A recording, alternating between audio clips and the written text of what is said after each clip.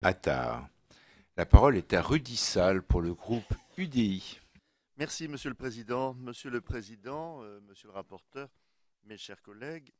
Mon collègue Yannick Favennec le disait lors de la discussion en première lecture de cette proposition de loi, c'est un plaisir rare dans cet hémicycle que de voir une exception faire l'unanimité. Je veux parler de cette exception culturelle que nous défendons et qui doit s'entendre au sens le plus large possible jusqu'à englober une certaine façon de vendre des livres dans ces écrins que sont les librairies. Voilà pourquoi l'achat d'une œuvre de la pensée ne peut, quoi qu'on en dise, être anonyme. Et voilà pourquoi le véritable accès à la culture n'est pas de masse. Voilà pourquoi il n'est rien d'automatique dans cet acte si particulier. Il me semble que l'ensemble de la discussion parlementaire n'a fait que confirmer cet esprit de culture en permettant d'amender le texte initial, toujours avec l'accord unanime des groupes parlementaires. Cette unanimité me semble extrêmement importante. Et permettez-moi d'adresser mes félicitations à notre collègue Christian Kert, rapporteur, au président des commissions de la culture ici même et au Sénat, ainsi qu'à l'ensemble de nos collègues parlementaires pour cette démonstration d'intelligence collective. La question des frais de port des commandes de livres passées sur Internet, c'est évidemment celle du dumping économique et social d'acteurs surpuissants de la vente en ligne. Mais il ne s'agit pas seulement de la protection d'un réseau, celui des librairies indépendantes, il s'agit en réalité d'un véritable choix de société. Il est évident que des solutions technologiques et comportementales ont modifié la façon dont les livres sont vendus. Il ne s'agit pas de le nier. On le sait, 2 livres sur 5 se vendent aujourd'hui dans les grandes surfaces alimentaires ou généralistes et dans les grandes surfaces consacrées à la culture.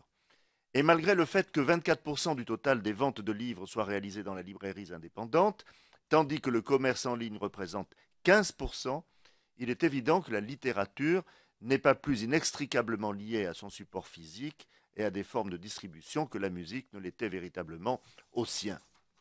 Quant au rituel presque charnel lié à l'achat physique d'un livre, rien ne dit que Sony et Amazon ne finiront pas par mettre au point une machine qui dégage des effluves d'encre fraîche et de papier neuf.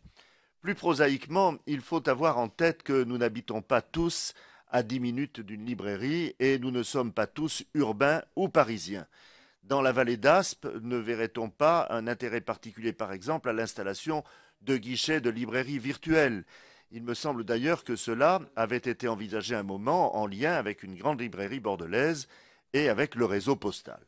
Ce qui est certain, c'est que dans nombre de territoires, il n'existe pas d'autre moyen de se procurer un ouvrage que de recourir à des services de vente en ligne. Pour autant, il ne faut pas faire des réalités de l'instant une fatalité. Oserais-je dire que ces petites librairies sont un outil d'aménagement du territoire? Je ne le dirai pas, car vous le voyez bien, c'est plus que cela, c'est un réseau de vie. Leur grand rôle de ces petites librairies est celui d'animer, au sens presque étymologique du terme, des territoires, mais aussi de défendre les petits éditeurs. Il en existe 8000 en France, et pour les plus gros d'entre eux, d'évoquer tous les livres dont on ne parle jamais à la télévision. Alors quel est le sens profond de cette proposition de loi selon nous? C'est simplement le refus du moins-disant culturel. Quand nous évoquons les stratégies d'optimisation de ces grands groupes de distribution, de quoi parlons-nous? Nous parlons d'une contradiction ontologique entre l'acte de culture présumé et ce qui le rend possible.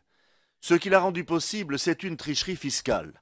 Selon la Fédération française des télécommunications, Google, Amazon, Facebook, Apple dégageraient entre 2,2 et 3 milliards d'euros de chiffre d'affaires en France pour n'acquitter que 4 millions d'euros par an en moyenne au titre de l'impôt sur les sociétés. Ce qui l'a rendu possible, c'est aussi une tricherie sociale et humaine. Il ne serait pas inutile de se pencher sur les conditions de travail des salariés de ces entreprises souvent maltraités et soumis à des cadences infernales. Ce qui l'a rendu possible, c'est enfin une tricherie d'intérêt général. Ce sont des aides publiques locales pour l'implantation d'immenses entrepôts, et tout cela pour la création de 8000 emplois au maximum, en l'état actuel des choses, à comparer aux 80 000 emplois du secteur de la librairie. De ce point de vue, cette proposition de loi permettra d'offrir une petite bouffée d'oxygène aux librairies indépendantes, mais ce n'est qu'un courant d'air rafraîchissant, pas nécessairement salvateur. Plus profondément, nous avons à repenser la fiscalité de ces entreprises qui, établis dans des paradis fiscaux, échappent à la TVA, comme à l'imposition des bénéfices au même taux que les entreprises qui sont taxées en France. Nous avons aussi à imaginer une fiscalité qui colle aux nouvelles réalités de la création de valeur, notamment via l'économie numérique. Et la question ultime à se poser, c'est peut-être où est l'Union européenne ?